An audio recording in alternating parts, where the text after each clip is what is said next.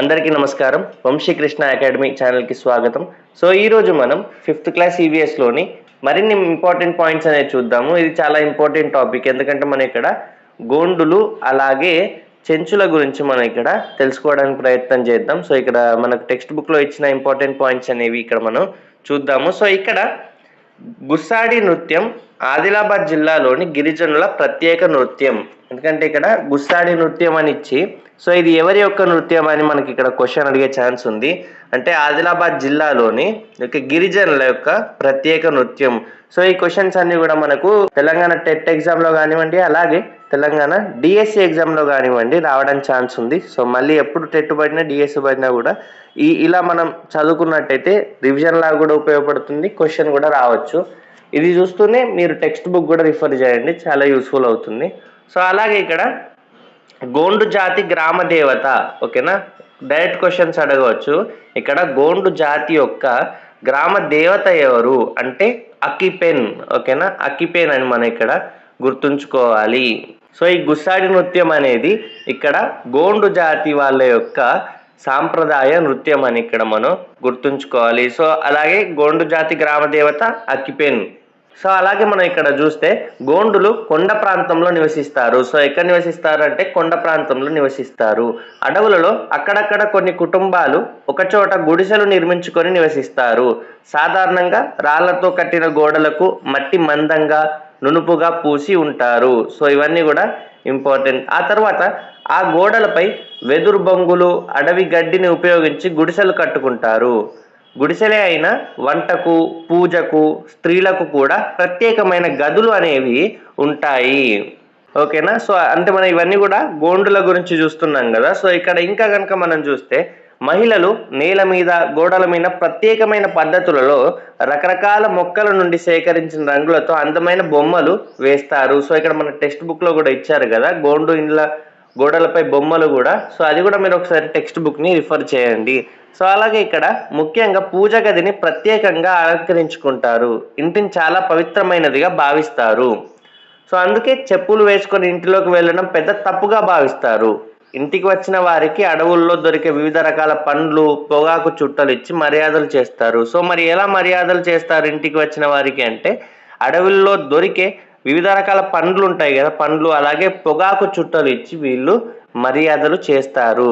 ఇంకా అలాగే కనుక మనం చూస్తే గోండు జాతి వారు అడవిలో ఎక్కువగా దొరికే పండ్లు, చింతపండు, తేనె వంటి వాటిని సేకరించుకొని వాటిపైనే ఆధారపడి బతుకుతారు, ఓకేనా.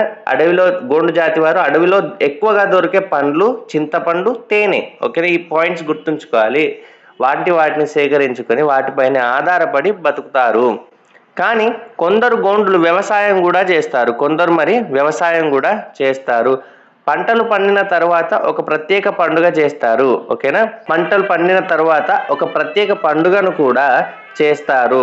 గ్రామదేవత అయిన అకిపెన్కు మొదట నైవేద్యం పెట్టిన తరువాతనే ఆ పంటలను ఉపయోగించుకుంటారు. సో మనం ఇక్కడ గోండు జాతి గ్రామదేవత అనుకున్నాం కదా అకిపెన్ అని.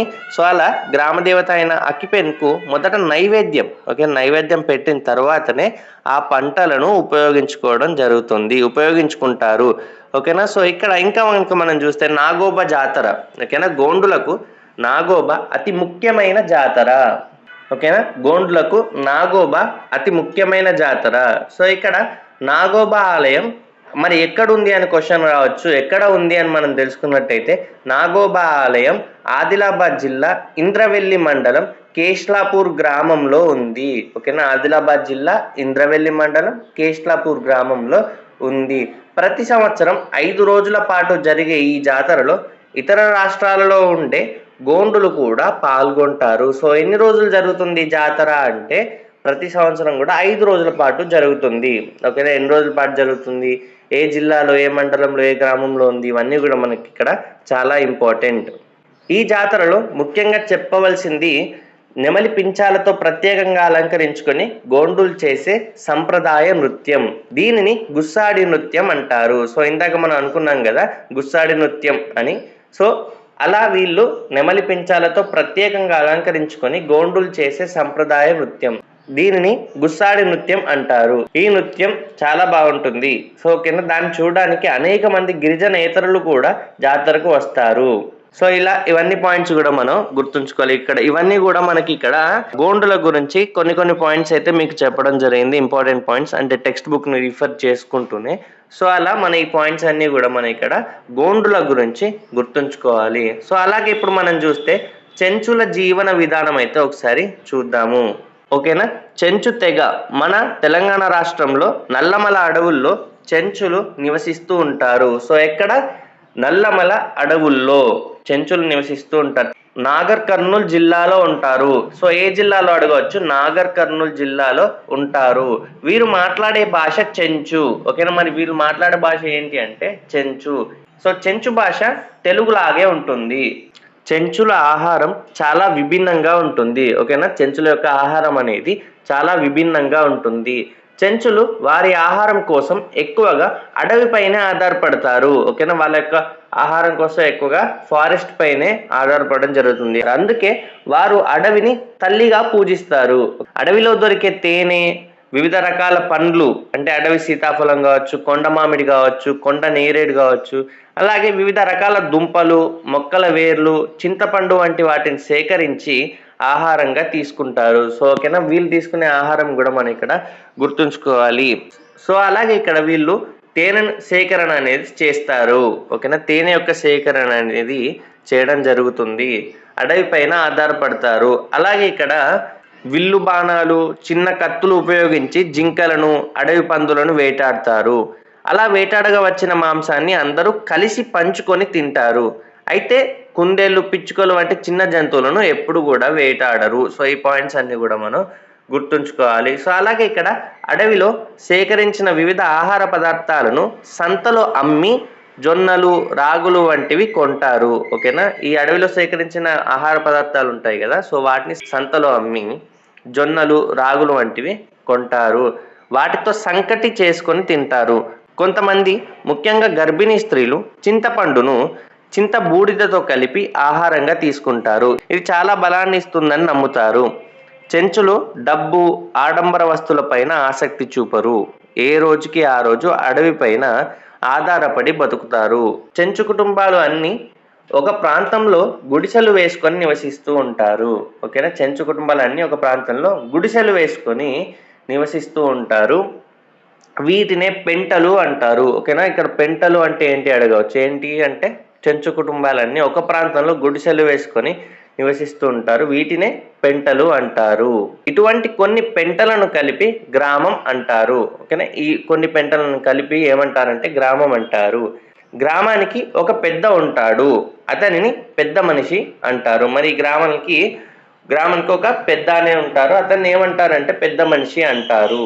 అలాగే ఇక్కడ గ్రామంలో సంప్రదాయాలు, కట్టుబాట్లు అందరూ పాటించేలా పెద్ద మనిషి చూస్తాడు. పెద్ద మనిషి ఏం చేస్తారంటే గ్రామంలో సంప్రదాయాలు, కట్టుబాట్లు అందరూ పాటించేలా పెద్ద మనిషి చూస్తాడు. గ్రామంలో ఏ విషయంలో అయినా అందరూ పెద్ద మనిషి మాట కట్టుబడి ఉంటారు.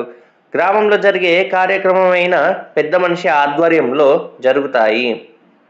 అలాగే ఇక్కడ లింగయ్య స్వామి చెంచు లక్ష్మి పూజ ముఖ్యమైనది. ఎవరి పూజ అంటే లింగయ్య స్వామి చెంచు లక్ష్మి పూజ ముఖ్యమైనది.